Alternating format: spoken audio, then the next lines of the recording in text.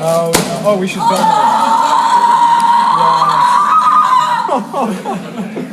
Oh no. There's a group of women that were here and they're wishing to withdraw consent to use the footage that you had, I guess, gotten. So can you please make sure that is done and make sure that any of the stuff that they have... We may or we may not use the footage. It is a public area, so we do have legal rights to use the footage. But you interviewed them specifically, right? So yes, and they gave us consent to interview them. Well, now they're withdrawing it, so... That's not how it works, but... Which is interesting given the event that you're at, right? That's a little bit contradictory. I mean, it's a little bit contradictory. Well, if you're... I totally say it, that's not how it works. Well, you can't just withdraw consent the next, Well, that's interesting. Why is that interesting? It's just, I don't know. No, tell me why. A rally for rapists, consent and withdrawing consent, saying no means no. They're saying no, and you're saying that Okay, so if someone gives consent the night before, and then they have listen. If they have sex with a man and they give consent to him, then the next day decide, oh, I regret it. I'm going to report him for being a rapist, even though I gave him consent. You're saying that's okay?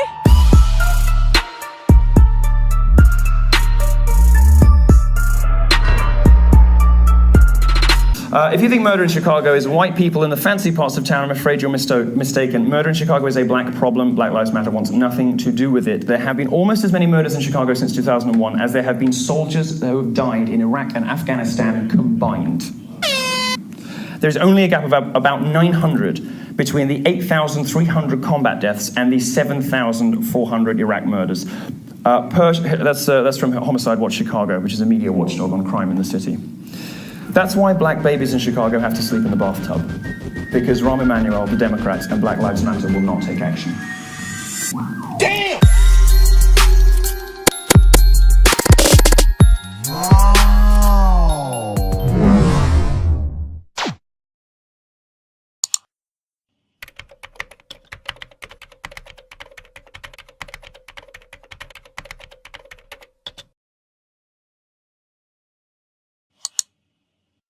Young people, then maybe we should talk about a blanket gun ban. And let's get to what the left really wants here. And you say that you're for the Second Amendment. Why is it about left or right? Because in Britain this never is about left or right, this issue. Why is it here? Well, we can talk about Britain in a second. I think the reason that it's about left and right here is because fundamentally the right believes that the basis for the Second Amendment, and they believe in the Second Amendment, the basis for the Second Amendment is not really about self-defense and it's not about hunting. It is about resistance to government tyranny. That's what the founders said, and that's what the right believes in this country. Which tyranny are you fearing yourself? I fear the possibility of a tyranny rising in this country in the next 50 to 100 years. Let me tell you something, Piers.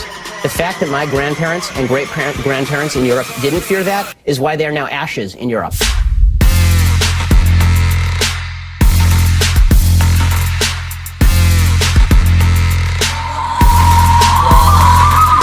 It's called evidence of racism.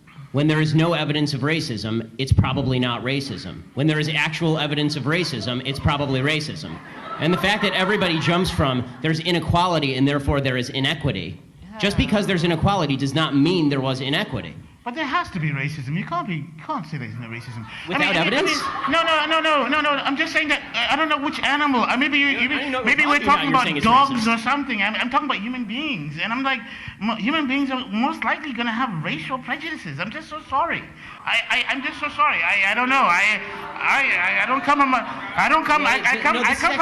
from planet Earth. Charles, I want to ask you a question. So your default is that when there is no evidence, racism is the deciding factor. That is no, it's not saying that. I'm just saying that you're going to have sexists, you're going to have racists, you're going to have all this stuff. I mean, I'm just saying that... I agree it exists, but the problem that I'm seeing, and this is the problem with the general conversation, is that there's no solution in simply saying there's racism out there. How does that solve anything? I mean, when you talk about there's institutional racism, what does that mean? Show me a law that is racist in intent, and we will agree. Show me a police officer who commits a racist act like we saw in South Carolina, right, where a police officer shot a black man running away and it was obviously unjustified, and I will agree. But the idea that you can craft a narrative based on no racism because it just must be somewhere out there in the ether, that doesn't solve problems for anybody and creates more problems for people because now they grow up in a milieu and an environment where they are told that every obstacle they face is from some shadowy, nameless, faceless group who's out to get them simply because of the color of their skin. They'll never succeed in that environment.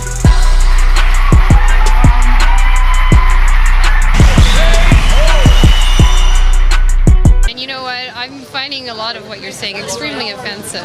I don't think there's different types of feminists. No, so would you say the feminists who say I want equality for both genders and one that says I want women to be superior are the same? No, they're not feminists. They're not feminists. Okay, well, I mean, you can say that, but that's the no true Scotsman theory. That's the no true Scotsman I fallacy. just asked you if you were a feminist and you said no. And No, I'm not. I'm a feminist because I believe in equality for men and for women and men and for all genders. So women and men. No, all genders. So women and men. There's There are women. two genders biologically. I'm sorry. There isn't. There's you're not now you're totally excluding, you know, transgender, non-binary, you know, gender fluid people, and yeah, these. I mean, you can live in your Okay, unicorn I'm world. going to assume that you're a cisgender straight woman because you obviously that's really true, and that you like, and that you assume probably that. and that I you actually- probably haven't ever been raped. Either. I actually identify you as sound an like- attack helicopter, to me- so it's really to me, offensive. You sound like you're speaking from a very privileged point of view here. Very privileged. Yes. I would like you to use my pronouns if you could. They're I, me, and my. So now you're mocking.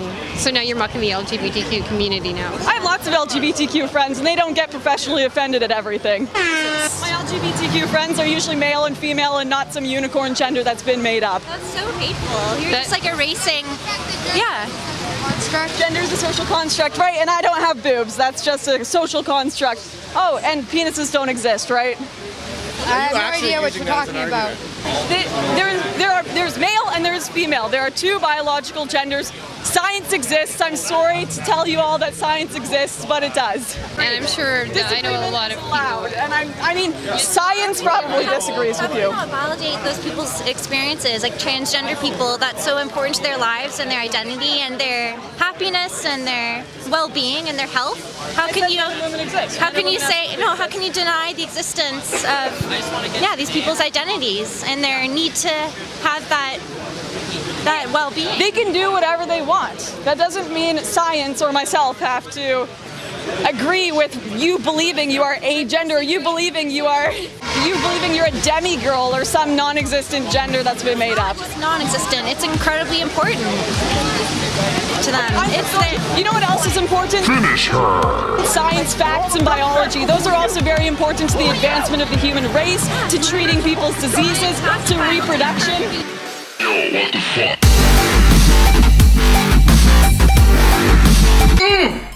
Damn! That shit good! Hey, what's going on, everybody? Thanks for clicking on this video, and thanks for showing your support by subscribing. I mean, we broke 6,000 subscribers, and the last two videos I made like this just blew up. I had no idea it was going to be so well received, but it has, and I'm going to start doing these types of videos once per week for you guys, either on Tuesdays or Thursdays, just whenever I can. And every Monday I'll upload my Wesso Rants videos, which is a commentary-based reaction video to just some sort of cancerous shit I found on the internet.